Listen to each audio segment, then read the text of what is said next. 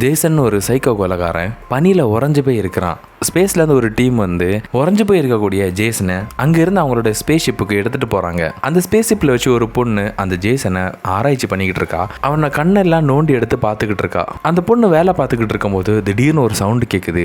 என்னன்னு திரும்பி பார்க்குறப்ப ஜேசனோட உடம்புல இருக்கக்கூடிய உறைஞ்ச பனியெல்லாம் உருக ஆரம்பிக்குது. அப்படி உருகிறப்ப அவனோட உடம்புல இருந்தும் ஏதோ ஒரு திரவம் கீழே வலிஞ்சு விடுது. அப்படி விழுறப்ப ஏற்பட்ட சத்தத்தினால தான் அந்த பொண்ணும் திரும்பி பார்த்துருப்பா. அது ஒன்றும் பிரச்சனை இல்லைன்னு சொல்லிக்கிட்டு அந்த பொண்ணும் திரும்பி ஒர்க் பண்ண ஆரம்பிக்கிறா. அப்ப அந்த சைக்கோ கொலைகாரன் ஜேசன் திடீர்னு எந்திரிச்சு உட்கார்ந்துருக்கான். இப்போ மறுபடியும் அங்கே ஒரு சவுண்டு கேட்குது. உடனே அந்த பொண்ணும் திரும்பி பார்க்குறா.